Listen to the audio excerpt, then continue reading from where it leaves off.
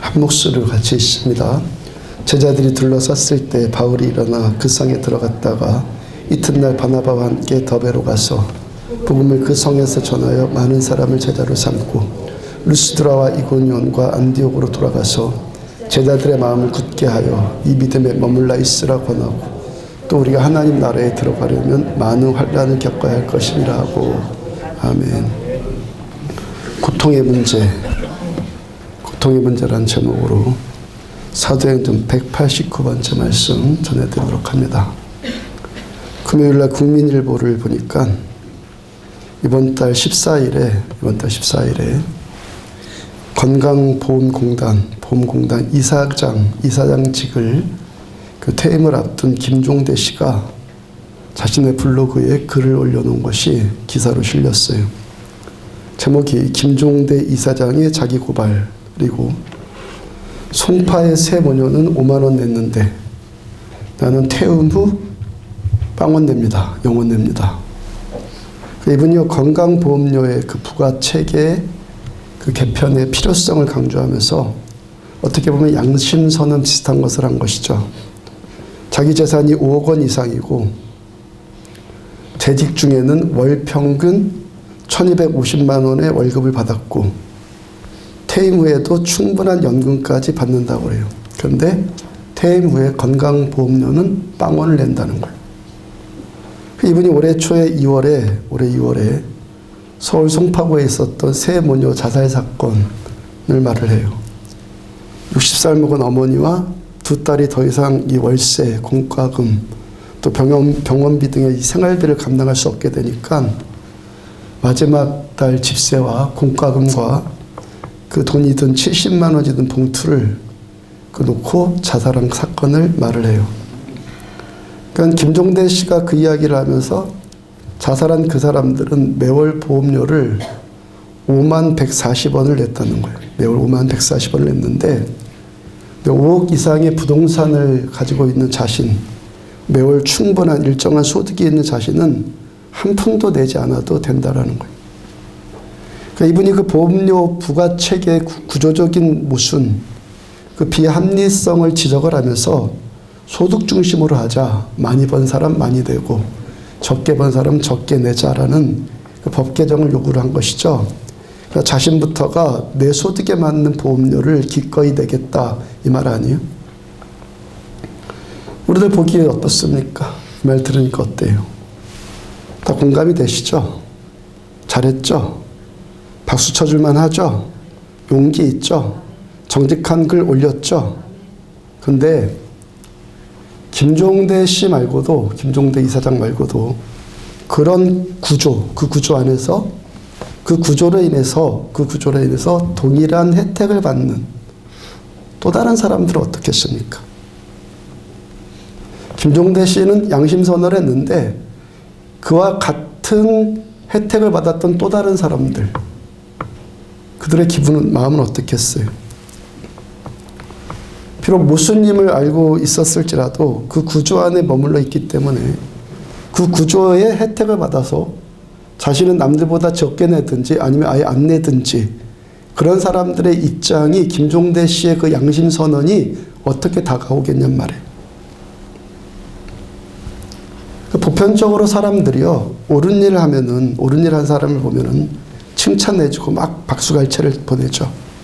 근데 거기에 조건이 있어요, 조건. 그 사람이 나와 상관없이 멀리 떨어져 있는 사람이거나 행여 가깝게 있을지라도 나랑 직접적인 연관이 없고 상관없는 사람일 때. 여러분, 우리들 사람 안에 있는 육체의 본성, 우리들의 육의 본성은요, 육의 본성이 가장 좋아하는 것이 뭔지 아십니까? 옳은 것이 아니에요. 육의 본성이 가장 좋아하는 것은 옳은 것이 아니라 나에게 좋은 것, 나에게 이익이 되는 거예요. 나에게 이익이 되는 것. 그걸 가장 좋아해요. 한 가지 예를 또 들어볼게요. 최근에 우리 성결교회 안에서 상해비를 정직하게 내자는 소리가 있었어요. 여러 교단 가운데 우리 교단이 또 이런 외침이 있으니까 긍지를 가져요. 우리 교회는요, 기독교 대한 성결교회 그다음에 강원 동지방 동감찰 안에 소속되어 있는 안디옥 교회예요. 조직적으로 행정적으로. 그러니까 우리가 대한민국 국민으로서 세금을 내서 나라가 운영되듯이 그러니까 이 성결교회 안에 있는 이 개교회들, 우리 교회까지 포함한 개교회들이 상회비, 그러니까 쉽게 얘기하면 세금을 내야지, 상회비를 내야지 성결교회 총회가 운영되지 않겠어요? 근데 몇몇 교회들이 정직하게 상회비를 내지 않더라는 거예요.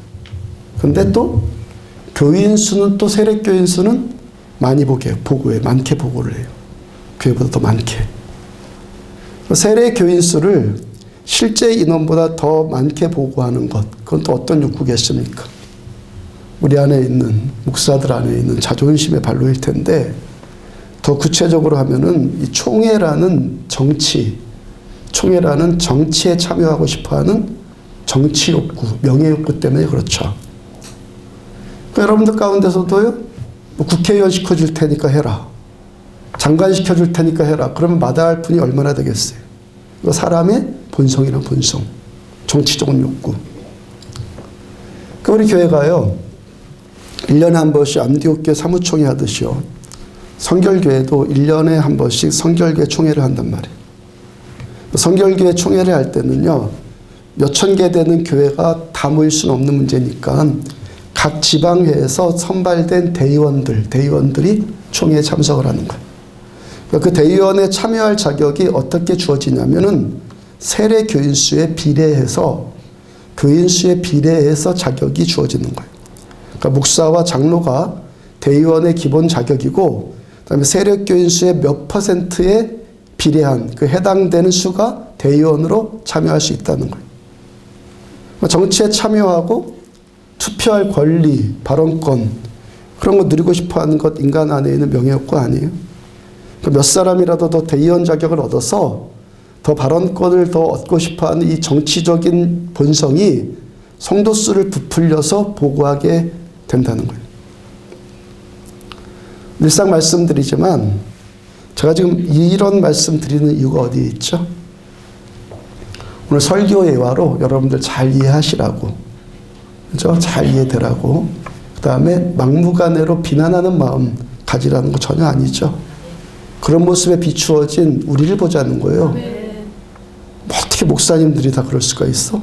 그럴 수 있어요. 우리도 그럴 수 있어요. 우리 보자는 거 우리. 하여튼 성도 수를 그만큼 또 많게 보고를 했으면은 상회비도 또 그만큼 많이 내야 되잖아요. 그렇죠. 성도 수가 많다는 것은 헌금이 다른 교회보다 더 많다는 말이고, 이 상회비를 내는 것도 1년 전체의 헌금, 그 경상비라고, 그 헌금에 비례해서 몇 %를 상회비를 내니까 성도 수가 많으면 상회비도 그만큼 많이 내야 되잖아요. 근데 또 이번에는요, 헌금 액수를 또 줄여서 보고한다는 거, 조금만 내려고. 그러니까 성도 수는 많은데 헌금은 또 적고, 그러니까 누가 보더라도요, 보면요, 뻔한 거짓말을 하는 거.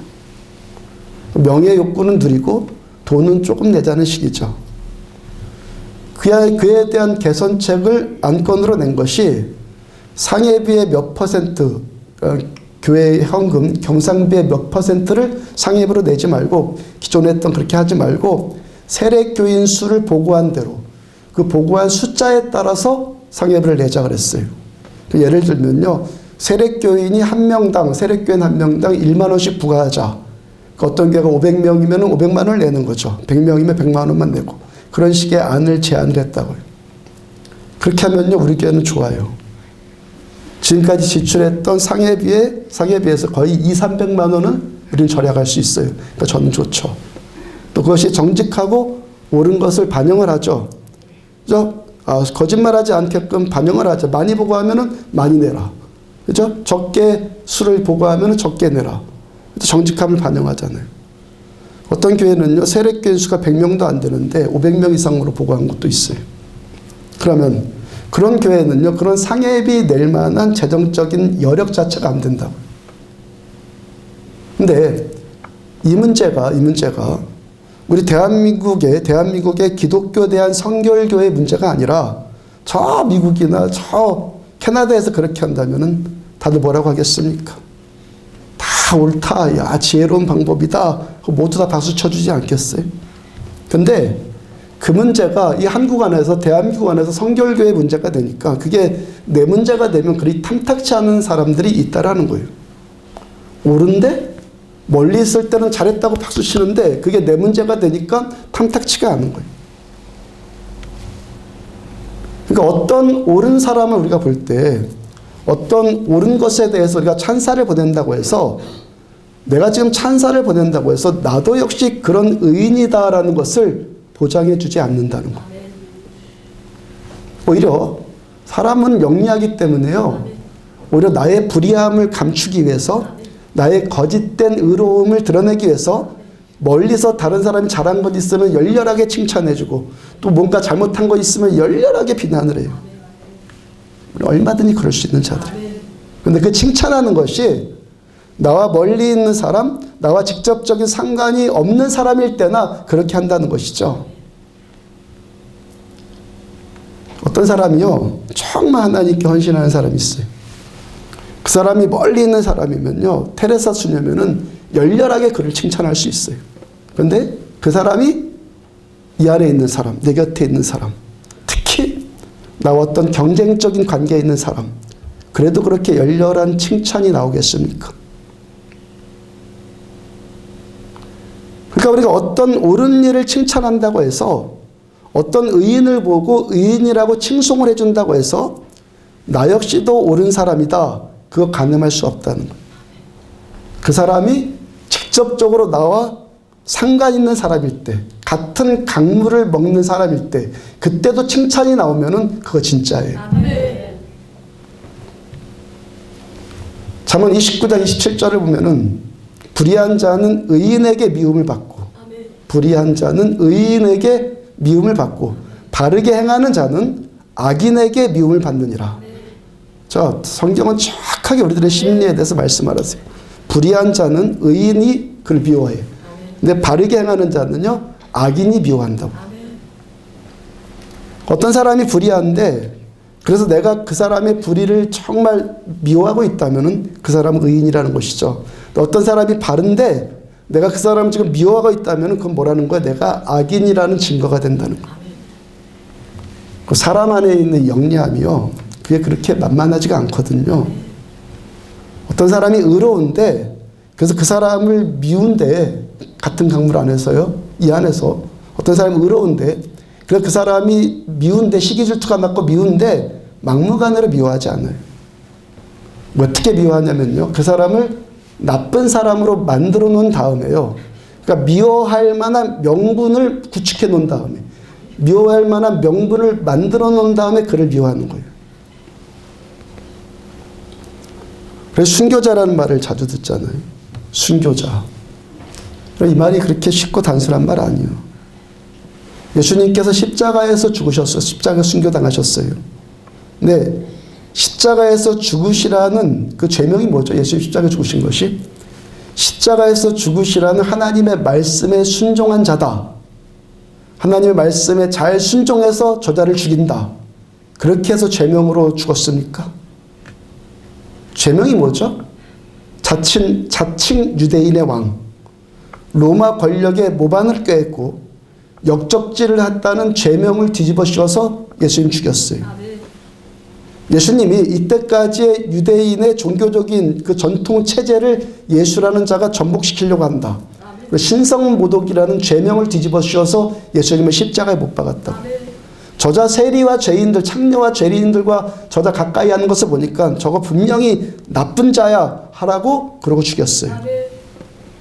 가룟 유다, 왜 예수님 배신했죠?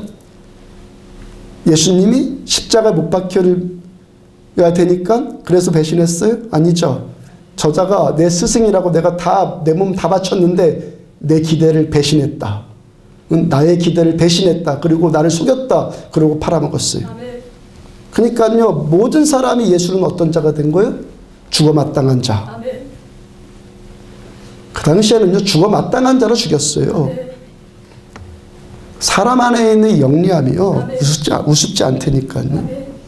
내 행위가, 내가 어떤 행위를 할 건데 저자를 향해서 그 행위가, 내가 할 행위가 잘못되지 않는 명분을 만들어 놓은 다음에 사람은 그런 행위를 해요. 어떤 사람이 순교를 당한다는 것은 순교를 당했다 옳은 명분으로 순교당하지 않아요. 엄청난 오해를 뒤집어쓰고 누명을 뒤집어쓰고 그래 순교당하는 거예요. 우리나라 일제시대와 6.25 때 공산치하 때도 많은 순교자들 나왔잖아요. 이분들의 대부분의 제목이 뭐였죠? 예수 잘 믿으니까 그래서 죽였습니까? 아니거든요. 반동분자라고 몰아 죽였어요. 국법을 어긴 자라고, 어리석은 백성들을 미혹한 자라고, 선동한 자라고 그래 죽였단 말이에요. 저자가 예수 잘 믿기 때문에 죽였다 이렇게 죽인 경우가 없어요. 그러니까 이래저래 아주 나쁜 놈을 만들어 나갔고 죽일 만한 명분을 만들어 놓고 죽이는 거예요. 거기다가요 여럿이 공모하면 더 좋죠. 여럿이 공부하면 의견 일치를 보니까 더 옳은 것 같고 더 잘하는 것 같고 스스로가 만족되니까 더 공부하면 더 좋아요. 그래서 성경이 강하게 말씀하시는 것이 수군거리지 말아라. 아멘. 험담하지 말아라는 거예요. 우리가 인정해야 될 우리 안에 있는 육의 본성은요. 뭐가 옳다 뭐가 그르다 그런 게 최선이 아니에요. 그거 아니에요. 죄인의 본성은요. 내 이익이 가장 중요한 거예요. 자기 이익이요. 우리가 나와 관련된 내 곁에 사람들을 놓고요. 얼마든지 옳은 자를 나쁘게 말할 수 있고 나쁜 자를 옳다고 말할 수 있어요. 잘하고 있는데도 못한다고 할 수 있고요. 못하고 있는데도 잘한다고 할 수 있고요. 착한 자를 보고 착한 척한다고 말할 수 있고 착한 척하는 자를 착하다고 말할 수 있어요. 왜 그렇게 한다고요? 자기 이익 때문에 그렇게 한다고. 자기 이익이나 경쟁심이나 시기 질투나 그런 것들에 따라서요. 잘하고 있는 자를 얼마든지 못한다고 말할 수 있고 못하는 자를 얼마든지 잘한다고 말할 수 있단 말이에요. 그것도요. 앞과 뒤가 또 전혀 다르게 또 그렇게 해요. 욕먹으려고 앞에서 합니까? 뒤에서 하지. 왜 그래요? 자기 이익 따라서. 자기 이익 따라서요. 이 사람 앞에 하는 행동 저 사람 앞에 하는 행동 얼마든지 다르게 할 수 있고요. 앞에서는 웃고 뒤에서는 또 따르고 얼마든지 그렇게 행동할 수 있는 자가 우리라는 거 우리요. 인간이요. 좋은 말 해주느냐 나쁜 말 하느냐는 것도 얼마든지 내 이익 계산해 갖고 내가 저자한테 좋은 말 해주면 어떤 이익이 올까 저자를 나쁘게 몰면 어떤 이익이 올까 다 계산을 해요. 이게 인간이에요. 우리라고 우리라고요. 교회마다 십자가가 있어요. 교회 밖 종탑에도 십자가 있잖아요. 교회 안에 지금 강대상에도 십자가 있잖아요. 십자가를 이렇게 걸어놨다. 교회 꼭대기에다가 십자가를 세웠다. 이게 무슨 말이죠? 십자가는 교회의 상징이란 말이죠. 교회의 상징이에요. 십자가는 뭐에 쓰는 물건이죠? 십자가는 뭐에 쓰는 물건이에요? 사형틀이에요. 사형틀. 우리 사형시키는 거 십자가라고요. 그러니까 교회가 십자가는 교회를 상징한다. 교회는 십자가이다. 교회 이퀄 십자가다. 이게 무슨 말이에요? 교회는 어떤 곳이란 말이에요? 교회는요 사형당하는 곳이에요. 여기 와서 사형당하는 것이 교회라고요. 내 육의 본성, 좀 아까 말씀드린 그런 본성들이 사형당하는 것, 여기가 교회라고요. 그러니까 교회의 십자가가 십자가로서의 역할을 제대로 하면 십자가가 십자가 되면은 여기가 천국이 되는 것이고 십자가가 모형뿐인 십자가가 되면은 오히려 여기가 어떻게 될 세상보다 더 악한 지옥이 될 수 있다는 거예요.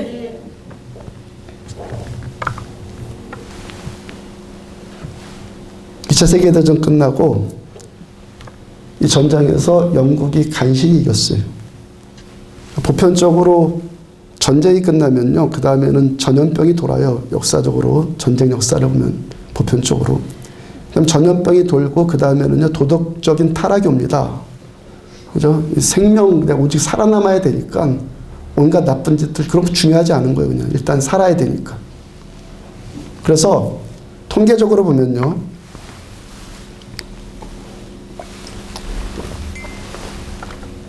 전쟁이 일어나면 전쟁에서 죽은 사람보다 전염병에 죽은 사람이 더 많아요. 역사적인 통계로. 그렇게 또 전염병이 돌다 보니까 사람들의 도덕성이 타락한다고 그랬죠. 뭐 도덕을 지킨다니 중요하지 않아. 살아남아야 되니까. 그러다 보니까 영국 사람들이 가정이나 어떤 사회적으로 그게 윤리가 타락해서 엉망이 되었어요. 이때 한 장관이 너무 답답하고 괴로우니까 윈스턴 처칠에게 이렇게 하소연했다고 그래요. 처칠경, 전쟁은 이긴 것 같은데 이 나라 이 백성이 너무 도덕적으로 타락해서 지금 이 나라 전체가 엉망입니다. 그때 윈스턴 처칠이 껄껄 웃으면서요, 이런 명언을 남겼다고 그래요. 네, 그럴 줄 알았지. 네, 그럴 줄 알았다고. 어떻게 그걸 알으셨다는 거예요? 자네들도 알다시피 내가 매 주일마다 교회 나가지 않는가? 내가 지금 몇 년째, 지금 전쟁 이후에 몇 년째 열심히 교회 나가고 있는데 교회 가서 목사님들의 설교를 들어보니까 천국과 지옥 얘기가 없어. 천국과 지옥 얘기가 없다. 무슨 말입니까? 곧 회개하라. 천국에 가까웠느니라 하는 이 교회가 이 메시지를 잃어버렸다는 것이죠. 나라가 어렵고 전염병이 창궐한다고 해서 위로의 메시지하고 축복의 메시지만 전하고 도덕적으로 타락했다고 해서 이거 해라 하지 말라라는 율법적인 메시지 그것만 전한다고 해서 회복이 되는 것이 아니더라는 거예요. 천국이 가까웠으니까 당신 예수 잘 믿으면 천국 가고 그렇게 거짓되게 예수 믿으면 지옥 가니까 회개해서 당신 천국 가라고 이 메시지가 교회마다 살아나야 된다는 것이죠. 교회 안에서 우리들의 이 육의 본성을 죽이는 우리 육의 본성을 이 사형시키는 십자가가 십자가로 살아나려면 우리 육의 본성을 죽이는 십자가가 사형시키는 십자가가 십자가로 살아나려면 회개해라 천국이 가까웠다라는 메시지가 살아나야 한다는 거예요. 그런 말씀이 살아나는 것이 살아날 때 여기에 진정한 천국이 임하고 이 나라 이 민족이 살 길이라는 거예요. 교회마다 회개하라 천국이 가까웠느니라고 외칠 때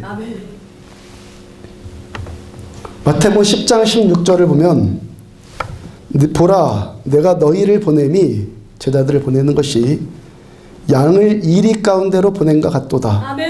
그러므로 너희는 뱀같이 지혜롭고 비둘기같이 순결해라.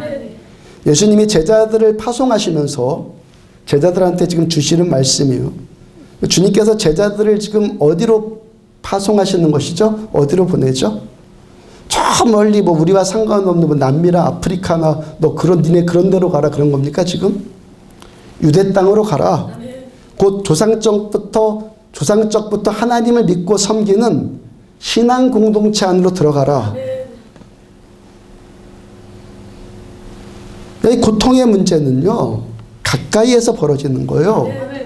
나와 직접적인 관계를 맺고 있고 그것도요 주님의 말씀입니다. 신앙적인 관계를 맺고 있는 사람을 통해서 이 고통의 문제는요 더욱더 유발되어진다는 거예요. 왜 그렇다고요? 옳고 선한 것보다 나의 이익이 먼저 되는 육의 본성 때문에 이렇다는 거예요. 그 다음 17절을 보면은 사람들을 삼가라.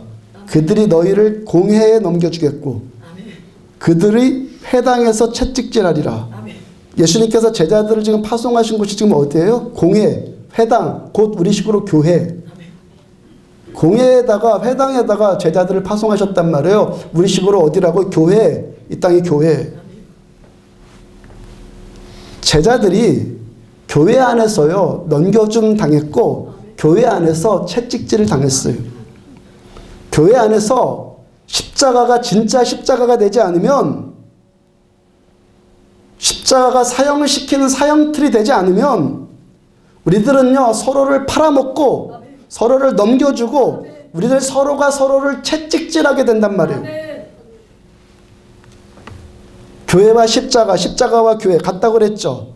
이 교회 안에서 그리고 십자가 안에서 선포되어지는 이 말씀, 교회 이 강대상에서 선포되어지는 이 말씀이 저와 여러분들을 사형시키는 말씀이 안 되면 여기가 천국이 아니라 오히려 서로를 죽이는 지옥이 된단 말이에요. 윈스턴 처칠이 말한 게 뭐예요? 교회가 참 교회로 십자가가 살아나는 참 교회로 회복이 되면 영국이 살 것이다. 근데 교회가 거짓 교회가 되니까 영국이 죽는다 이 말이잖아요. 교회가 거짓 교회 되고 말씀이 거짓 말씀 되고 우리들의 신앙이 거짓 신앙되면 여기는 천국이 아니라 세상보다 더 지독한 지옥이 된단 말이에요. 마태복음 10장 16절을 다시 보면 보라 내가 너희를 보냄이 양을 이리 가운데로 보낸 것 같도다. 잘못하면 교회가 어떻게 된다는 거예요? 이리때가 득실되는 곳이 된다잖아요. 예수님의 말씀이잖아요. 이리때 안으로 양을 보냈다 이랬잖아요. 우리가 참된 신자가 되었다라는 증거가 뭐라는 거예요? 이리때 안에 양이라는 거예요.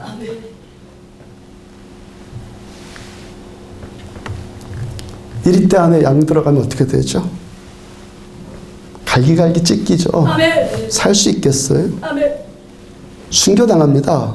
그것도 예수 잘 믿는다는 명목으로 너 참된 제자구나, 파송받은 사도구나 라는 그 명목으로 순교당하는 것이 아니라 온갖 누명 악한 말을 뒤집어 쓰고 순교당한단 말이에요. 육신의 순교보다 더 고통스러운 순교가 정신적인 순교, 내 명예의 순교 아니에요? 온갖 누명 쓰고 불명예를 뒤집어 쓰는 것이 더 고통스러운 순교 아니에요? 주님 말씀이 뭐예요? 우리가 참된 신자로 부르심을 받았다는 것은 이리때 한가운데로 보냄받은 양과 같다라는 거예요. 그래서 사도 바울께서 그 인생 마지막에 고백하는 것이 뭡니까? 디모데후서 4장 8절을 보면 이제 후로는 나를 위하여 의의 면류관이 예비되었으므로 주 곧 의로우신 재판장이 그날에 내게 주실 것이며 주의 나타나심을 사모하는 모든 자에게도니라. 사도 바울 사도 의의 면류관 받을 만하잖아요. 우리가 조심해야 될 것은요, 이 의의 면류관을 남발하는 거예요. 남발한단 말이에요. 교회 나와주고 예수 믿어주고 그리고 천국 가겠다고 말해주면 이 의의 면류관을 쓴다고 하는데요. 천만의 말씀이에요. 그게 싸구려면 그게 어떻게 면류관이에요? 그렇게 싸구려면. 나와주는데 면류관을 줘요? 나와주시는데 면류관 주냐고요. 그 싸구려가 면류관이요? 올림픽 금메달 하나 따기 위해서 그 월계관 그 면류관 쓰기 위해서요. 선수들이 어떻게 연습을 하는가 한번 생각을 해봐요. 이리때 뜯어먹히고 온갖 누명 악한 말을 뒤집어 쓰는 불명예와 정신적인 순교를 당해요. 그런 곳으로 보내신 분이 주님이니까, 제자들을 그런 곳으로 보내신 분이 주님이니까 주님께서 거기 가서 너 견뎌라, 거기서 견뎌라고 파송하신 분이 주님이니까, 그러니까 거기서 끝까지 견디는 사람에게 주님이 너무너무 베풀어주고 싶어 하시는 면류관, 그래서 의의 면류관.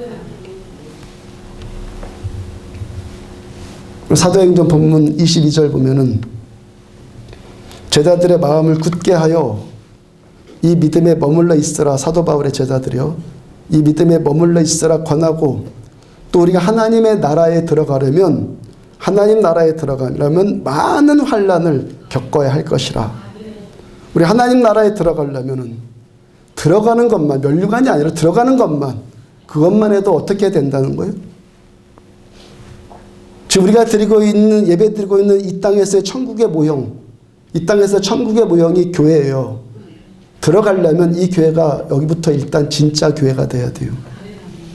진짜 교회가 될 때 진짜 천국이 돼요. 이 천국 안에 있는 우리들 이탈되지 않고 계속 머물러 있어요. 결국에 거기서의 천국까지 들어가려고 한다면은 이 안에서 어떤 일을 경험하게 된다는 거예요? 많은 환난을 겪어요. 다시 한번 깨달아요. 예수님은 제자들을요, 공회에다 파송했어요. 폐당에다 파송하셨다고요. 왜 많은 환난을 겪습니까? 왜 그렇죠? 보라, 내가 너희를 보냄이 양을 이리 가운데로 보낸과 같도다 이기 때문에. 우리 안에 있는 이리, 그 이기심의 이리. 지금 사도 바울의 1차 전도 여행을 우리가 지금까지 살펴본 거예요. 1차 전도 여행, 지금 3차까지 사도 바울이 여행을 하는데 오늘까지가, 여기까지가 1차예요. 바울께서 시리아의 안디옥 교회에서 선교사로 안수받고 파송받고 첫 번째 선교지인 살라미에 가서 복음을 거기서 전해요. 거기서 버가로 갔죠. 거기서 또 말라리아 풍토병에 바로 걸려서 그 병든 몸을 가지고 타우루스 산맥을 넘어서 비시디아 안디옥으로 또 넘어가요. 거기서 이고니온으로, 거기서 루스드라로, 거기서 더베로 마지막 종점, 1차 여행의 마지막 종점인 더베까지 갔어요. 그리고 지금까지 또 복음을 전했던 곳으로 역으로 돌아오면서 역으로 순회하면서 또 거기다 다시 복음을 전하고 처음 출발했던 시리아의 안디옥으로 돌아와서 선교 보고를 하죠. 여기까지가 사도 바울의 1차 전도 여행이에요. 그럼 바울이 갈 때마다 지역이 중요한 것이 아니라 바울이 갈 때마다 그 지역들마다 바울이 어떤 일을 겪었죠? 몇 번 벌써 이 사도행전 14장을 가지고 15번 이상 설교한 것 같은데 바울이 간 지역들마다 어떤 일 겪었죠? 바울이 시기, 반박, 비방, 선동, 박해, 쫓아냄, 배척, 모함, 돌팔매를 당해요. 누가 그렇게 했다는 거예요? 누가 그렇게 했다는 거예요? 함께 하나님을 믿는다고 하는 유대인들에게 그런 일을 당했어요. 그 다음에 바울에게 전도받은 사람들, 바울을 통해서 복음 들은 사람들, 구원받은 사람들, 은혜받은 사람들, 치유받은 사람들이 바울에게 그렇게 했어요. 같은 유대인들이 옳은 일 한 자를 틀렸다고 말했고 선한 일 한 자를 나쁘다고 말했고 자기에게 착한 일을 한 자를 향해서 핍박을 했고 그를 향해서 돌을 내리쳤어요. 왜 그런 일을 당해야 된다고요? 보라, 내가 너희를 보냄이 양을 이리 가운데로 보냄과 같도다. 양이 이리 안으로 들어갔으니까 뜯어먹힘 당할 수밖에 없다는 거예요. 멀리 있는 자가 핍박하는 것이 아니라 가까이 있는 자들로 인해서 핍박당한다는 거예요. 여러분, 우리 안에서, 내 안에서 십자가가 진짜 십자가가 되면, 나의 십자가가 진짜 십자가가 되면요, 나는 뜯겨먹히는 양이 될 것이고 내 십자가 가짜 십자가가 되면요, 뜯어먹는 이리가 되는 거예요. 우리 안에 있는 이기적인 본성이 십자가로 살짝 포장하고 종교적인 어떤 세련됨이나 고상한 종교적인 언어로 위장되어 있으면 거기는요, 천국처럼 보이는, 천국 같아 보이는 지옥이 되는 거예요. 반대로 우리 안에 이 십자가의 사형틀, 이 십자가의 이 사형틀이 진짜 나를 죽이고 진짜 나를 사형시키는, 나를 고문하는 진짜 십자가가 맞으면 그 사람은 지옥처럼 보이는 천국을 누리는 사람이에요.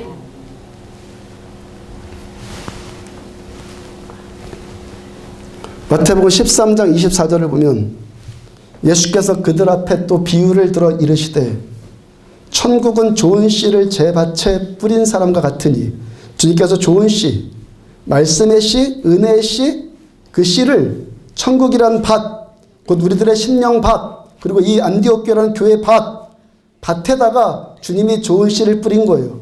아무 데나 뿌린 게 아니라 교회라는 밭, 우리들의 심령 아니라는 밭에 주님이 좋은 씨를 뿌렸단 말이에요.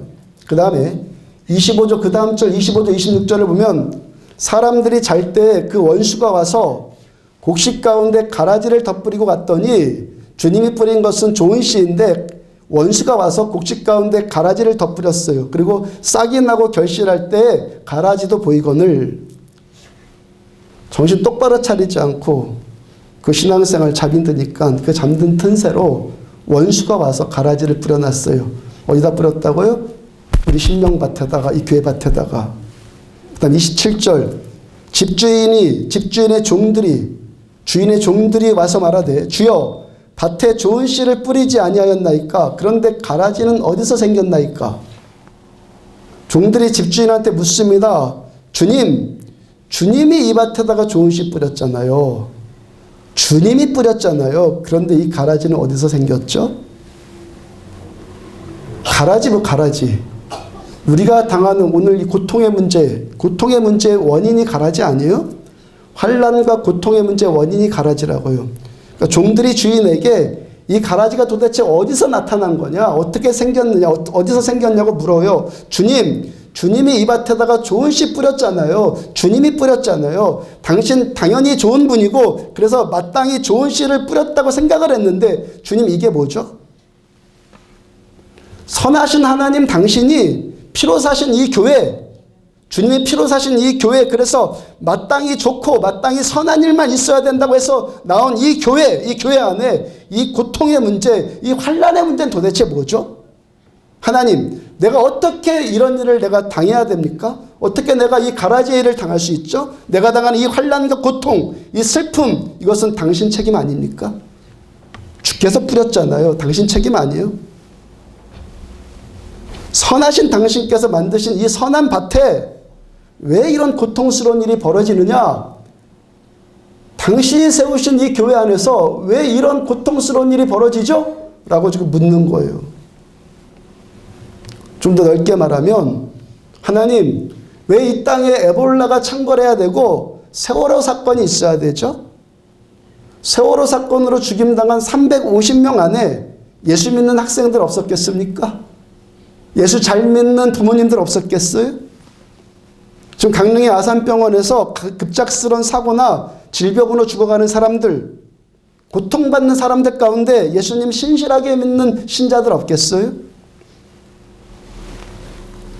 저 20년 전에 처음 고향 해남 땅에 제가 갔을 때요. 그때 신학생이었을 때 고향의 그 사촌 형님으로부터 제가 받은 질문이 있어요. 20년 전의 일을 왜 지금도 기억하고 있냐면, 그때는 제가 대답을 못했거든요. 똑부러지게. 그 동네 예수 잘 믿는 아주머니가 있었다고 그래요. 그렇게 열심히 믿는 사람이 없을 만큼 진짜 열심히 믿는 사람인데 갑자기 교통사고로 죽었다는 거예요. 하나님이 계시면은 왜 예수 잘 믿는 사람이 그런 일을 당하느냐 저한테 물어본 거죠. 안 믿는 사람들의 식으로 말하자면은 이런 일이 벌어지는데 하나님이 어디 있어? 우리 식으로 말하자면 뭐죠? 하나님 뭐 하셨어요? 하나님 뭐 하셨길래 가라지가 생겼어요? 이 질문 아니에요. 하나님 책임입니까? 하나님께서 그 가라지를 만드셨고 우리가 겪는 환난, 고통, 슬픔, 질병, 악함, 미움과 시기로 인해서 나타나는 그런 고통스러운 일들 하나님이 허용하셨습니까?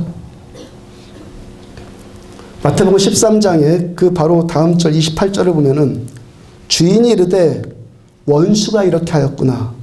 종들이 말하되 그러면 우리가 가서 이것을 뽑기를 원하시나이까? 주인의 대답, 하나님의 대답이 뭐죠? 원수가 이렇게 했구나. 하나님 뭐라고 말씀하셔? 단호하게 아니다. 하나님 아니다. 원수가 이렇게 했다. 우리가 가라지로 인해서 당하는 환난, 고통, 질병, 사고, 슬픔의 문제는 하나님 책임이 전혀 아니라는 거예요. 원수, 곧 마귀 사탄이 이렇게 한 거란 말이에요. 여러분, 하나님은요 우리들한테 병 주시는 분 아니에요. 하나님 우리들한테 안 되게 하는 분 아니에요. 가라지를 심어서 우리들에게 환난과 슬픔 주시는 분 하나님은 아니에요. 그래서 오늘도 왜 우리가 하나님을 믿고 하나님을 예배합니까? 우리가 믿는 하나님의 인격은, 우리 하나님의 인격은 선하신 하나님이기 때문에, 선하신 하나님은 선하시기 때문에, 선한 인격이기 때문에 선한 일만 하시기 때문에 오늘도 우리가 주님을 예배하는 것이죠. 우리 안에 벌어지는 이 악한 일을 통해서도 하나님이 개입하셔서 선한 선을 이룰 수 있는 분이시기 때문에 오늘도 우리도 하나님을 예배하는 거예요. 하나님은 우리에게 악한 일 주시고 환난 고통 주시는 분 아니에요. 그 귀신 점치는 자들이 맨날 써먹는 게 뭐예요? 너 내 말 안 듣고 굿하지 않으면 돈 안 내면은 귀신이 네 아들 데려갈 거야. 너 집안에 우환질고 큰 우환질고 생길 거야. 우리가 기독교 예수 믿으면서도요, 이 샤머니즘적인 그런 문화 습관에 붙들려 있으면 뭐라고 해요? 하나님 왜 나한테 이렇게 하셨어요? 이게 나오는 거예요. 하나님 뭐라고 말씀하세요? 아니다. 아니에요. 여러분들의 고통의 원인은 하나님이 이렇게 하신 거 아니에요. 그럼 또 무슨 질문을 할 수 있죠? 그럼 왜 원수를 막아주지 않았어요? 하나님 왜 막아주지 않았어요? 왜 내가 이런 환난 고통 당하는 것을 허용하세요? 왜 가는 곳마다 시기, 반박, 비방, 선동, 박해, 쫓아냄, 배척, 모함, 돌팔매, 왜 가는 일마다 이런 일 당하죠? 하나님 뭐 하셨어요? 하나님 원수가 주는 그 고통 하나 막아주지 못하는 무능한 분인가요? 하나님은요? 그 질문이 마태복음에서 하나님을 향한 그 종들의 질문이에요. 종들이 말하되 그럼 우리가 가서 이것을 뽑기를 원하시나이까? 내가 뽑아버릴까요? 하나님, 당신 안 하면은 내가 할게요. 이 말이잖아요. 이 고통의 원인들을 우리가 다 제거해버릴까요? 이 말이잖아요. 2001년에요.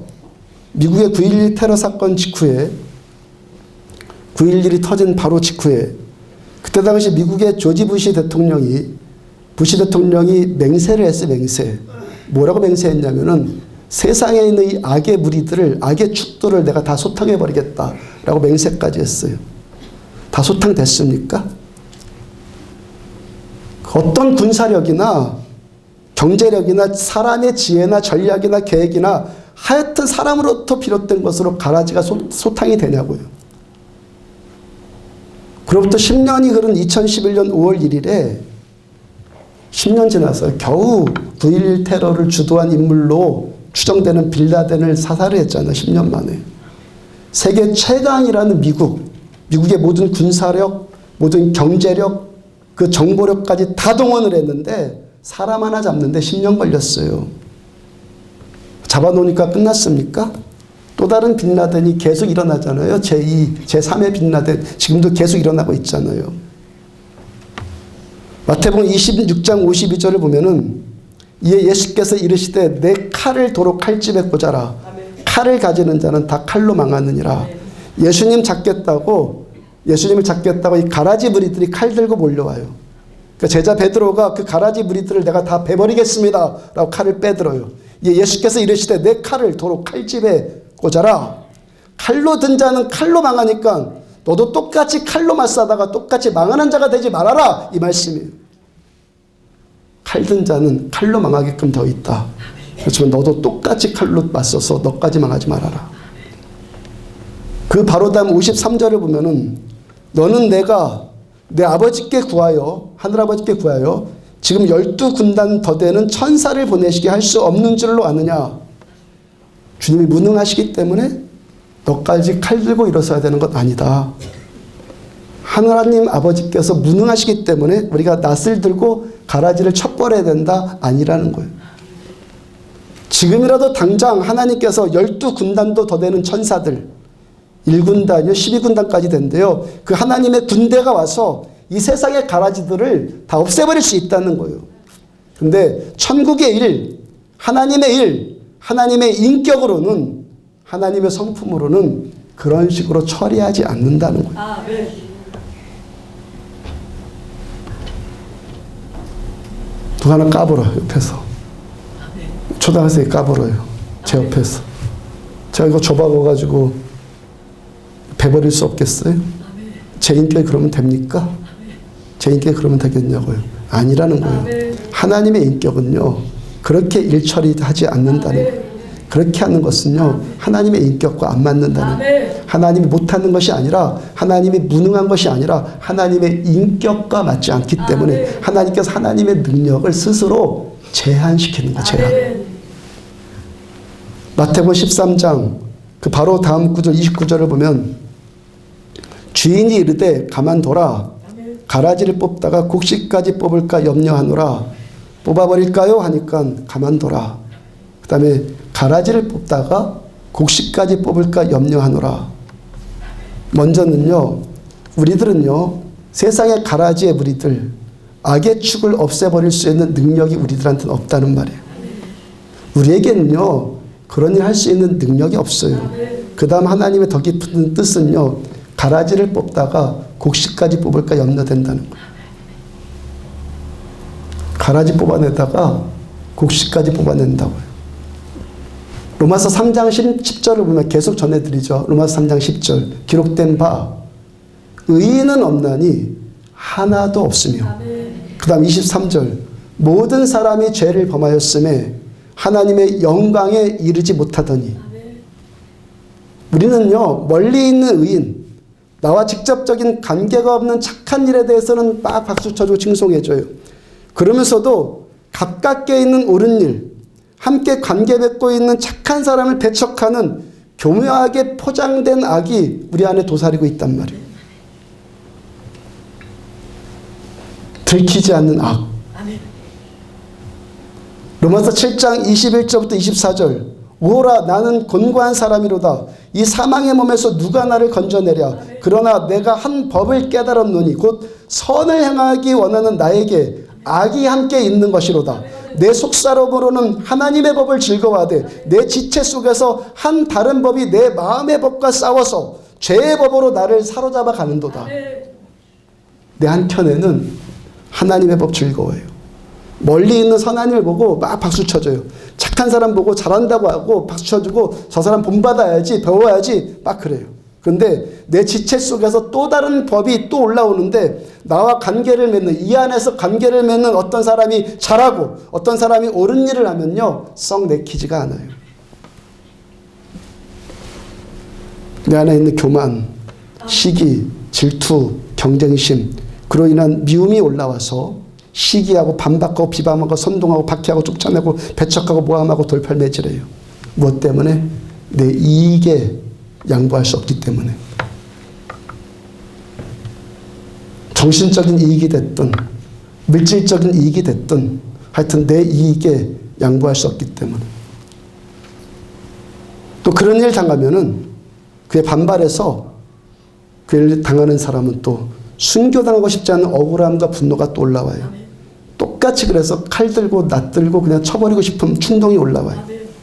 베드로가 칼 들고 몰려오는 자들을 향해서 칼을 떼서 대제사장의 하인 말구의 귀를 베버렸죠. 칼로. 다윗도 사울에게 쫓기고 당하다가 결국에 어떻게 사울의 옷자락을 칼로 베고 그 억울함과 원통함을 하소연하잖아요. 그러면 우리가 가서 이걸 뽑기를 원하십니까? 하나님 앞에 하나님 내가 저거 뽑아버릴까요? 그러면은 자기 안에는 뽑힐 것 없어요? 저 가라지 그냥 칼로 베버릴게요. 그럼 내 안에서는 배임당할 것 없어요? 하나님께서 내가 원하는 방식대로 사람이 원하는 방식대로 하나님 이 세상의 악한 자들 가라지들을 다 칼로 베버리세요. 이 고통의 문제를 야기시키는 악의 축들 하나님 능력이 있잖아요. 다 없애버리세요. 그러면 그 없애버릴 대상 안에 나는 없어요? 하나님께서 이 악의 축들을 다 뿌리 뽑기 위해서 분노와 복수심으로 불태우면서 세상을 다루시고 우리 안디옥 교회의 교회 밭을 다루시고 우리 마음의 밭을 하나님이 그렇게 다루시면 이 자리에서 살아남을 자 있어요?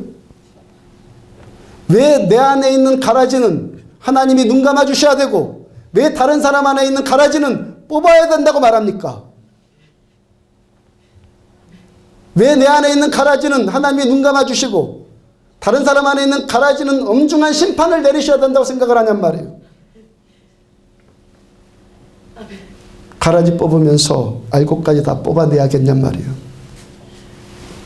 알곡 때문에 참으시는 거예요. 아멘. 알곡 안 죽이기 위해서 참으시는 하나님. 아멘. 마태복음 26장 54절 내가 만약 그렇게 하면 이런 일이 있으리란 성경이 어떻게 이루어지겠느냐. 아멘. 12군단 되는 천사를 당장 불러올 수 있고 베드로처럼 칼로 다 베버릴 수 있겠지만 그렇게 하지 않으시는 주님의 말씀이 뭐예요? 성경이 어떻게 이루어지겠느냐. 아멘. 하나님의 인격은 우리 하나님의 인격은 복수심이 극에 차올라서 그 능력의 칼로 다 베버리는 것이 하나님의 방법 아니라는 거예요. 아멘. 하나님의 방법이 아니니까 안 하는 거예요. 아멘. 마태복음 10장 16절을 다시 보면 보라 내가 너희를 보냄이 양을 이리 가운데로 보낸 것 같도다. 그러므로 너희는 뱀같이 지혜롭고 비둘기같이 순결해라. 양을 이리 가운데로 보내는 것 같은 이 세상, 이 땅의 교회들, 우리 안디옥 교회, 우리들의 마음밭을 지키는 방법이 뭐라는 거예요? 너는 뱀같이 지혜롭고 비둘기같이 순결해라. 뱀같이 지혜로운 말씀이요. 이리보다 더 악한 코브라처럼 되고요. 이리보다 더 사악한 지혜 발휘해갖고 이리를 막 팍 물어버리라. 이런 말 아니죠. 보통 성경에서요. 뱀이라는 동물이요. 사악한 존재로 표현되는데요. 여기서의 말씀은요. 뱀을 지금 긍정적으로 표현하세요. 뱀을 한번 생각해봐요. 뱀 한번 생각해봐요. 좀 이쁘게 좀 봐주면서 뱀을. 모든 동물들 가운데서요, 뱀같이 불쌍한 동물이 있어요? 생긴 것부터 봐요. 얼마나 불쌍하게 생겼습니까? 뱀에게 손이 있습니까? 뭐 발이 있습니까? 그냥 뭐 이렇게 잘록한 허리가 있습니까? 아주 원통이잖아요. 세상에 이렇게 저주받은 동물이 있어요. 근데 또 뱀이 또 보통 재주 많은 것 아니거든요. 그 몸으로요, 나무도 꼬불꼬불 잘 타요. 그죠? 헤엄도 잘 쳐요.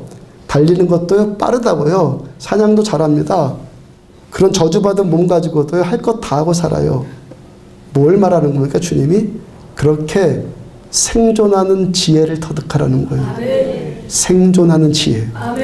그 다음에 비둘기처럼 순결해라. 이 말씀 다 아시죠? 설명 안 해도 우리가 순결해야 된다는 거 다 아시잖아요. 여기서 중요한 것은요, 뱀이나 비둘기처럼 외적인 모습을 주님 말하는 것 아니라, 강조하는 것 아니라 그 내용을 말하는 거예요. 아멘. 내용이 뭡니까? 지혜, 순결, 뱀처럼 지혜롭고 비둘기같이 순결해라.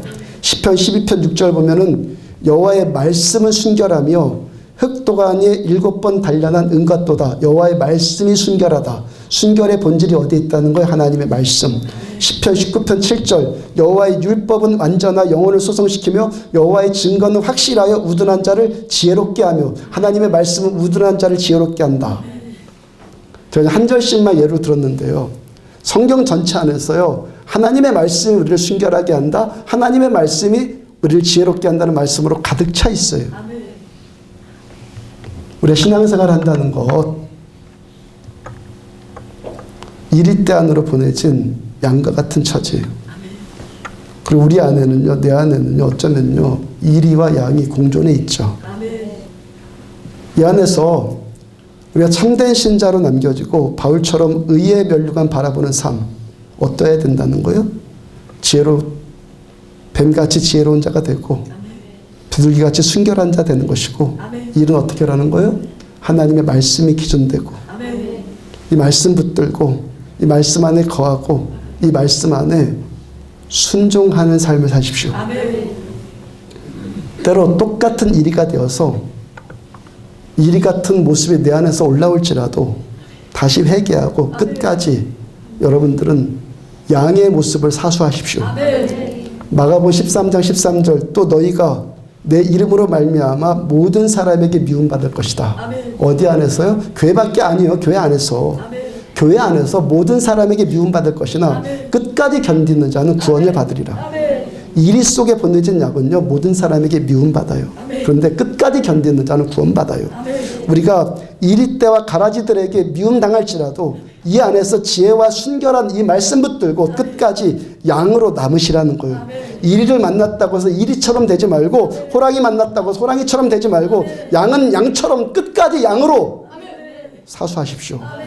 그냥 미움 당해버리고, 그냥 욕 먹어버리고, 시기 당하고 반박당하고 비방 선동 박해 쫓아내 배척 모함 돌팔매 바울처럼 그냥 당해버리십시오.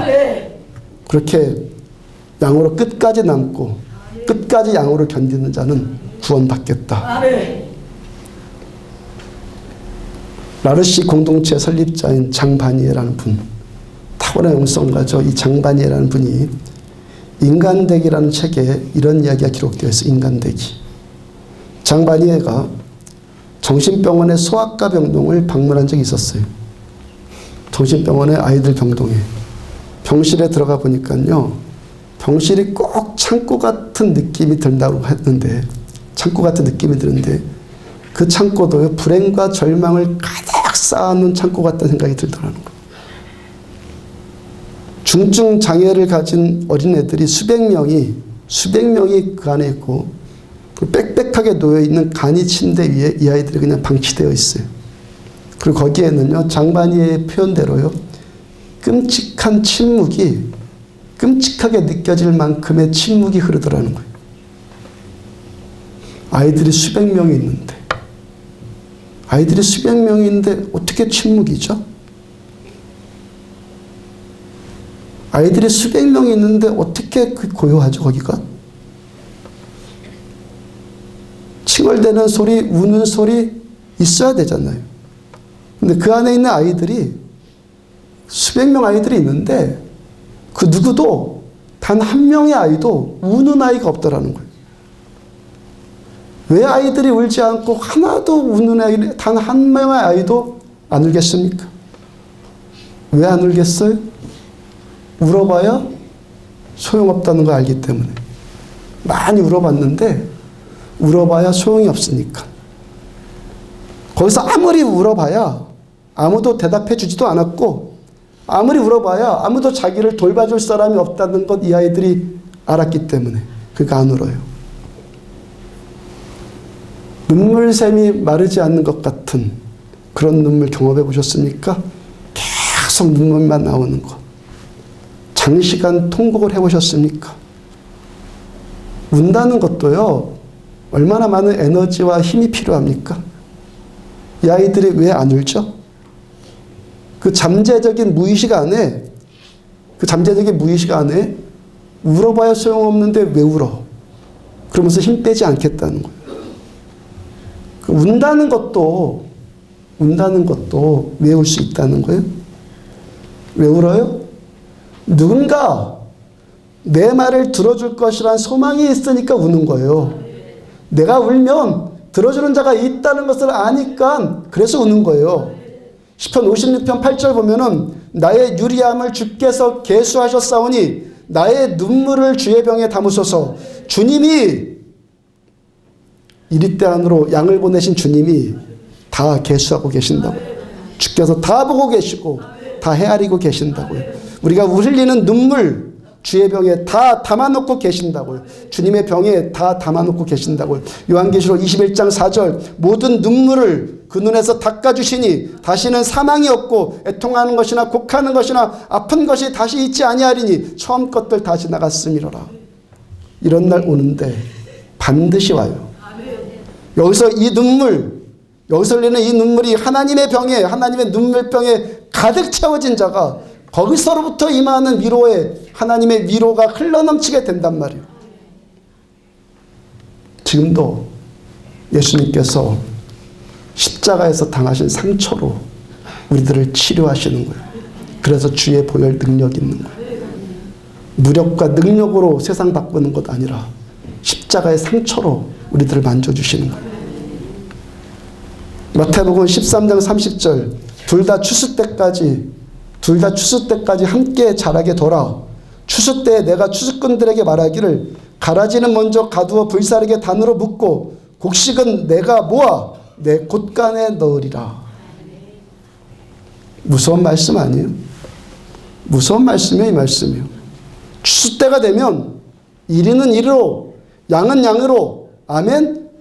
교회와 교회밖에 아니란 말이에요. 이 안에서, 교회 안에서 추수 때가 되면 이리는 이리로, 양은 양으로, 가라지는 가라지로, 곡식은 곡식으로 주님이 분류하시겠다는 거예요.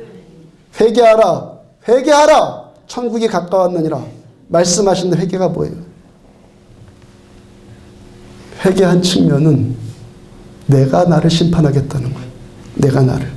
하나님의 심판받기 전에, 하나님의 심판당하기 전에 내가 차라리 나를 심판하겠다는 것이 회개예요. 추수 때에 이리는 이리로 구분되고 양은 양으로 구분되기 전에 회개하라, 천국이 가까웠느니라 이 말씀 듣고 내가 나를 심판하겠습니다. 그래, 내가 죽일 놈입니다 하나님. 그래, 이게 회개예요. 내가 나 심판하지 않으면 추수 때가 되면 하나님이 직접 하나님의 손으로 심판하시겠다는 거예요. 왜 주님이 이리 때가 득실되는 곳에 양을 파송했죠? 왜 파송한 거예요? 양 보고 회개하라고. 양 보고 회개하라고. 저 양 보고 내 안에 있는 거짓들, 가증스러운 위선, 내 안에 있는 이리 때가 득실되는 것, 그거 보고 회개하라는 거예요. 그래서 보내시는 거예요. 이리 때까지 구원하고 싶어 하신 하나님의 마음, 가라지라도 회개하면 살리고 싶으신 하나님의 마음이 양을 이리 때 하나가 파송하신 거예요.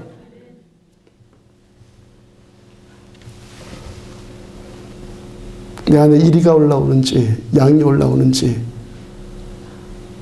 하나님 앞에 묵상하세요. 주님이 구분하시겠다잖아요.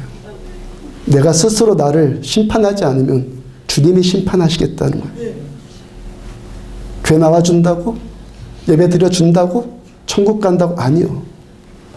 내가 진짜 가라지가 아니라 알곡이 될 때, 내가 이리떼가 아니라 양이 될 때, 가라지처럼 이리떼처럼 누군가를 시기, 반박, 비방, 선동, 박해, 쫓아냄, 배척, 모함, 돌팔매질, 그거 하는데 쓰임받지 말란 말이에요. 거기에 쓰임받지 말란 말이에요. 그 다음에 이런 일 당할 때, 그런 일 당하는 사람은 여기가 세상이고, 여기가 사람 사는 세상이고, 여기가 교회고, 여기가 사람 마음 밭이라는 것, 그거 알고 돌팔매질 그냥 당해버리세요.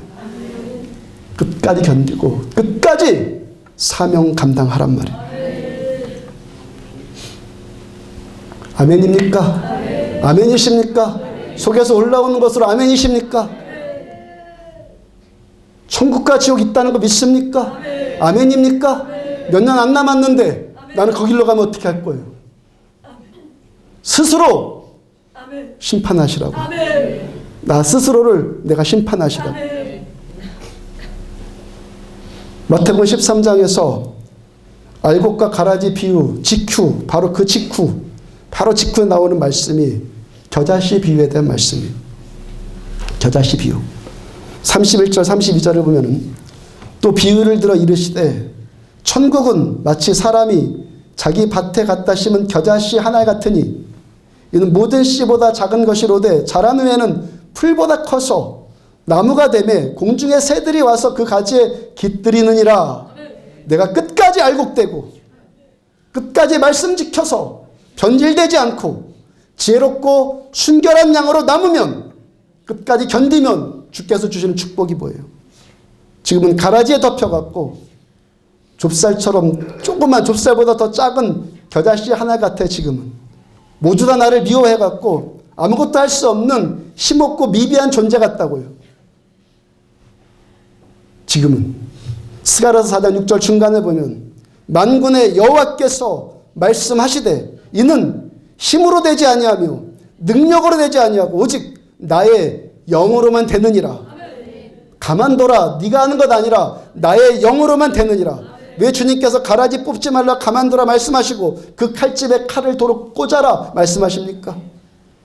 네 힘으로 되지 않고 너 능력으로 되지 않기 때문에. 우리에게 악의 축을 뽑아버릴 수 있는 능력이 있는 것 아니라는 거예요. 다만 우리들은 이 하나님의 말씀 붙들고 이 말씀에 순종해서 변질되지 않고 지혜롭고 순결하고 때로는 어리석을 만큼 밀어내보기까지 하지. 너 참 미련하고 어리석다 라고까지 보이기까지 하는 양으로 끝까지 남아. 주스 때 하나님께서 심판하시기 전에, 하나님이 심판하기 전에 이 말씀, 지금 이 말씀 듣고 회개해서 내가 먼저 나를 심판해. 이런 자에게 오직 나의 영으로 되느니라. 이런 자에게 오직 나의 영으로 되느니라. 성령 하나님께서 끝까지 순종하는 자에게, 비록 그 사람이 지금은 겨자씨처럼 미비해 보이고 양같이 순하고 미련 터지게 보일지라도 주님이 끝까지 그와 함께 하시겠다는 거예요. 그래서 나중에 어떻게 한다는 거예요? 갈 곳 없는 새들, 지치고 곤해서 날개 부러진 새들, 절망하고 좌절하고 죽을 것 같은 날개 부러진 새들을 그 나무 자락에서 거기에 깃들 수 있게 하고 안식할 수 있게 하는 큰 나무로 주님이 세워주시겠다는 거예요. 고린도서 12장 9절 보면은 나에게 이르시기를 내 은혜가 내가 족하도다. 이는 내 능력이 약한 데서 온전하여짐이라.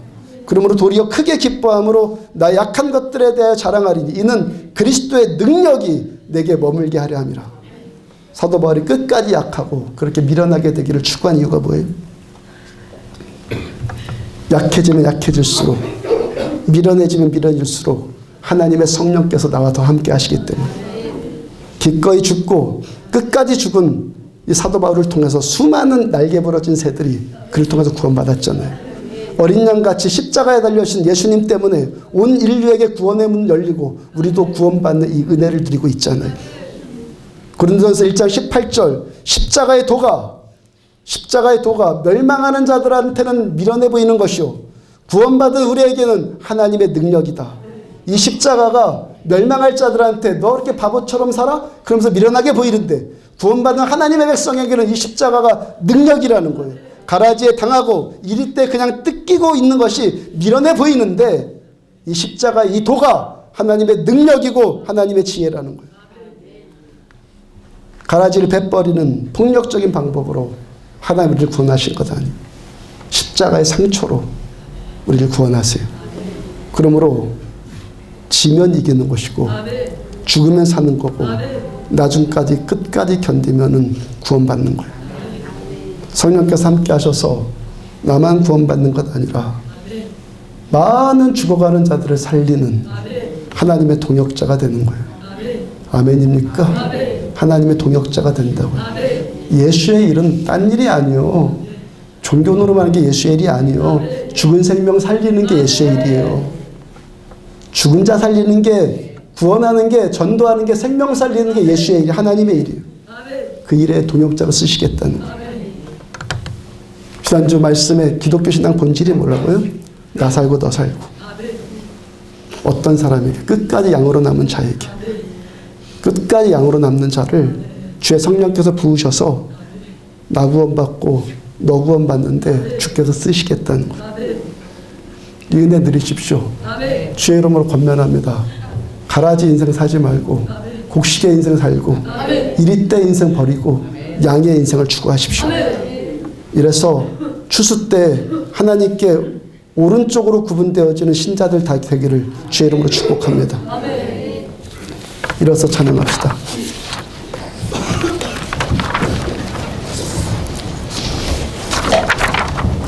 갈보리 산 위에 찬양합시다.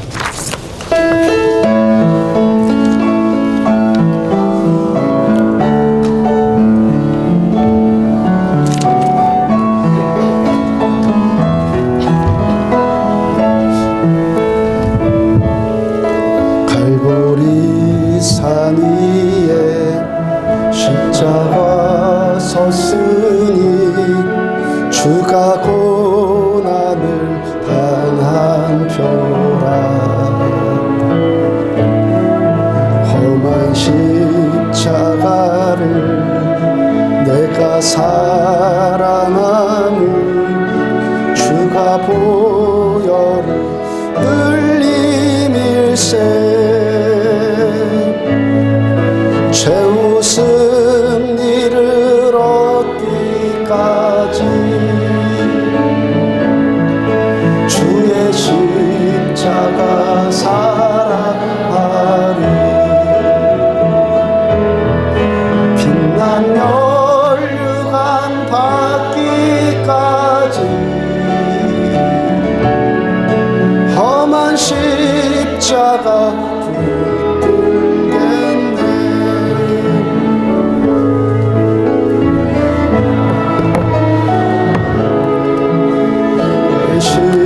십자가에 나의 마음이 끌리도다. 귀한 어린 양이 영광 다 버리고 험한 십자가 지셨도다. 최후 승리를 얻기까지 주의 십자가 사랑하리. 빛난 멸류관 받기까지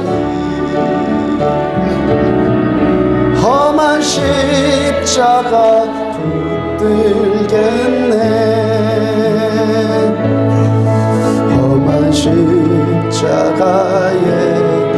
주가 흘린 피를 믿는 마음으로 바라보니 나를 용서하고 내 죄 사시려 주가 흘리신 보혈일세. 최후 승리를 얻기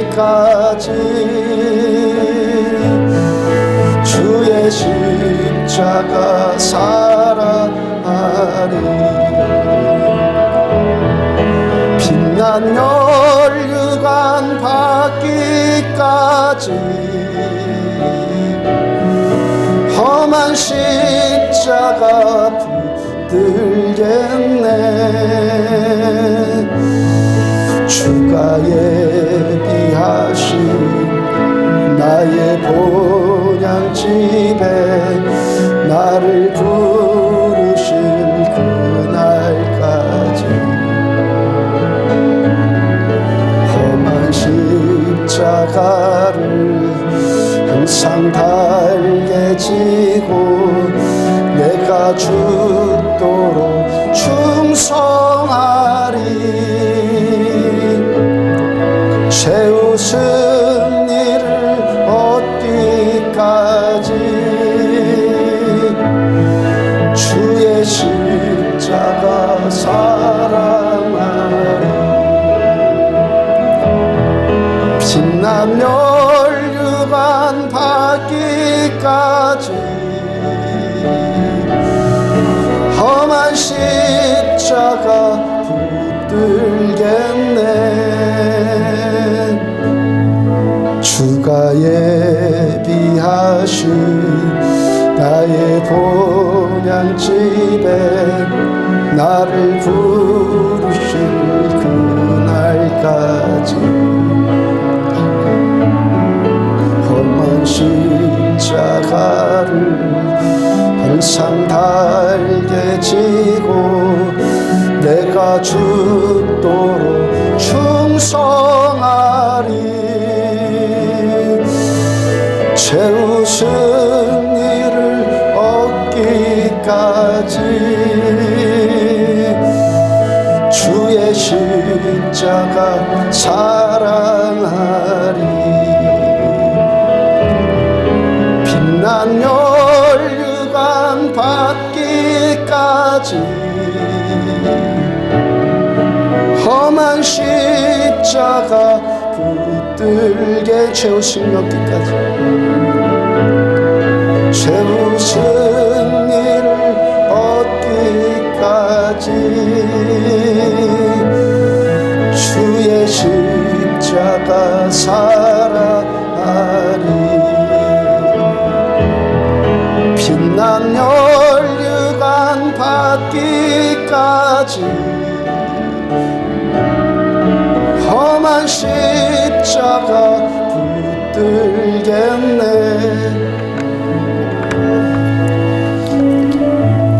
십자가에서 쏟아진 하나님의 말씀이 나를 사형시키는 말씀 되어서 내 마음과 폐부와 관절과 골수를 찔러 쪼개고 드러내고 하나님 우리 안에 내 안에 있는 이기심을 드러내시옵소서. 내 안에 있는 이기심 때문에 좋은 것을 나쁘다고 말하고 나쁜 것을 좋다고 말하니 약함을 주님 드러내 주옵소서. 착한 자를 착한 척한다고 하고 착한 척하는 자를 착하다고 말하는 이 이기심을 드러내 주시옵소서. 이 이기심을 교묘하게 포장하고 종교적인 언어로 율법적인 언어로 종교적인 세련됨으로 교묘하게 포장하고 가증스럽고 일대 같은 이 모습 하나님 드러내 주시옵소서. 회개합니다. 내가 나를 칩니다. 십자가로 나를 사형시킵니다. 좀 용서해달라고 구하시고 하나님 우리는 양으로 남기를 원합니다. 알곡되기를 원합니다. 십자가가 모형되는 것 아니라 내 심령을 날마다 쪼개는 내 생명을 날마다 가르는 참된 십자가 되어져서 우리를 죽고 다시 살아나는 일들 계속해서 나타나죠. 안디옥교를 통해서 이루고자 하시는 그 계다시들을 세우셔서 하나님의 나라를 확장시켜 나가는 하나님의 역사가 이루어지기를 원합니다. 같이 우리 한 목소리로 함께 기도합니다. 내 아버지 감사합니다. 그레스 카라발케 카라스 카라발케 카라바스 리카라바이크라스 리카라발케 카라바스 카라바 주의 종 용서하여 주시옵소서. 하나님만 전적으로 하나님께 전적으로 내상 드리지 못한 이 종 안에 있는 이 이기신 모순들 하나님 오늘도 드러내 주시기를 원하고 다른 자는 판단하면서 정작 내 자신을 판단하지 못하는 이 종 하나님 용서하여 주시고 하나님 옳은 것을 옳다고 말하지 못하고 틀린 것을 틀렸다고 말하지 못하는 아버지 이 종이 하나님 이 어리석음들을 용서하여 주셔서 하나님 옳은 것을 옳다고 말하고 선한 것을 선하다고 말하고 참된 것을 참되다고 말하고 진리를 진리라고 말하고 십자가를 십자가로 말할 수 있는 아버지 이 종 되어지기를 원합니다. 회개하라 천국에 가까웠느니라 말씀 선포할 수 있는 하나님 그 깨끗함 하나님 이 정직함을 이 종에게 허락하여 주셔서 아무것도 두려워하지 않고 하나님의 말씀이니까 내가 하나님을 의지하여 쓴즉 두려워하지 아니하리니 혈육 있는 사람이 내게 어찌하오리까. 이 말씀 주님 주신 그 말씀입니다. 하나님의 말씀을 하나님의 담대하게 하나님의 말씀으로 전할 수 있는 이 종 되어지기를 원합니다. 가라지와 이리떼가 하나님 알곡과 하나님 양들이 이 안에 공존한다 말씀 주신 그대로 하나님 내 안에 공존하는 하나님 약한 모습 보게 하여 주시고 하나님 이 교회 안에 공존하는 하나님 이 더럽고 추한 모습들 보게 하여 주셔서 하나님 사도 바울의 그 고백처럼 하나님 내가 달려갈 길 마치고 선한 싸움 싸우고 믿음 지켰으니 또 주께서 나에게 베풀어 주실 그의 면류관 참되게 바라보면서 갈 수 있는 우리들 되어지기를 원합니다. 하나님이 강팍한 심령들 주의 은혜로 녹아주셔서 하나님이 완고한 심령들 녹여주셔서 하나님 참된 것 보지 못하고 가증스럽고 위선됨으로 포장되어져 이 거짓됨으로 포장되어지고 율법주의로 포장된 우리들을 하나님 용서하여 주시고 하나님 벗겨주셔서 하나님 우리들은 참된 하나님의 종들 주의 종들 되어지기를 원합니다. 하나님 우리는 죽지 않고 양으로 살아남고 하나님 우리는 뽑혀지지 않는 알곡으로 하나님 우리들을 남아줬소. 하나님 추수 때 우리 하나님께 알곡으로 국간에 들어가고 하나님 우리 추수 때 우리 하나님께 양으로 세워지는 우리를 되어지기를 원합니다. 하나님 지금은 미비할지라도 이 겨자씨를 통해서 날개 부러진 새들이 깃들게 할 것이다 말씀하여 주신 그 말씀 그대로 하나님 겨자씨와 같이 연약하고 배척당하고 미움당할지라도 아무것도 아닌 존재인 것 같을지라도 전능하신 우리 하나님이 함께 하시기 때문에 이는 힘으로 되지 아니하며 능력으로 되지 아니하며 곧 나의 힘으로 나의 신으로 되느니라 성령으로 되느니라 말씀하신 것처럼 주의 영께서 약한 자들 연약한 자들 낮아지는 자들 십자가를 지는 자들에게 주의 성령께서 함께하여 주셔서 생명들 살려나가는 그 생명의 대행진에 하나님 우리들을 쓰임받고 하나님과 동역하는 하나님의 종들 다 되어지기를 원합니다. 진리가 살아 역사해 이 성전 안에는 십자가가 되어 하나님의 말씀 우리를 사용시키는 역사들 나타나 하나님의 말씀에 사용당하고 다시 부활하셔서 다시 부활해서 하나님의 영광 가운데 쓰임받는 우리들 되어지기를 원합니다. 난 혈육안 받기까지 험한 십자가 붙들겠네. 주의 보혈 능력이 또다 주의 피 믿으오. 주의 보혈 그 어린 양이 매우 귀중한 피로 주의 보혈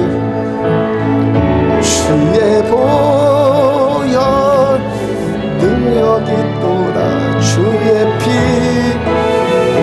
믿으오. 주의 보혈 그 어린 양이 매우 귀중한 주의 보혈 능력이 또다. 주의 보혈 능력이 또다 주의 피 믿으오.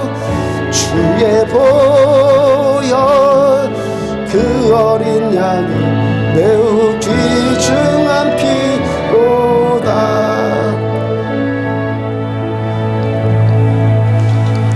십자가가 모형되지 않고 십자가가 장식품 되지 않고 피 흘리는 자에게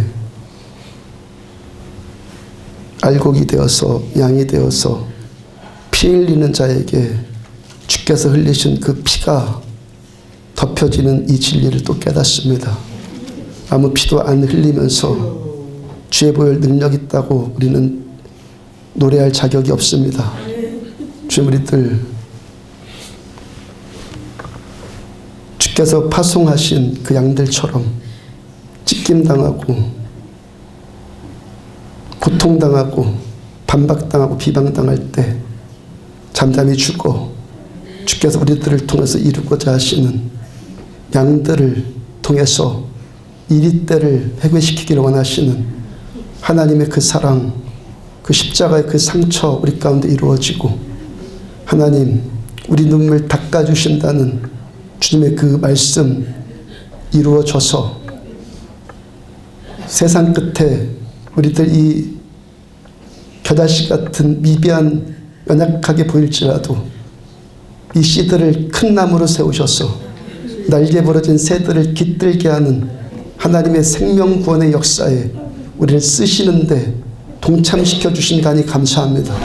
하나님, 축복만 바라지 않고 사명 감당하는 종들 되어져 하나님의 말씀으로 순결하고 하나님의 말씀으로 지혜롭게 되어서 끝까지 양으로 살아남고 끝까지 알곡으로 살아남는 우리들 되어지기를 축복합니다. 예물드린 손길들 주께서 축복하여 주셔서 이 예물을 통해 영광 받으시며 이 땅에 많은 죽어가는 자들 살리고 이 교회 든든히 세우는 데 쓰임받는 삶 되어지기를 축복합니다. 저들의 물질 창고 채우셔서 하나님의 영광과 나라를 위해서 피 흘리는 데 쓰임받는 생애 되어지기를 축복합니다. 자녀들 축복합니다. 10대들 지혜롭게 되어서 영적으로 지혜롭게 되어 하나님을 만나고 하나님을 꿈을 꿀 수 있는 다음 세대들 되어지기를 축복합니다.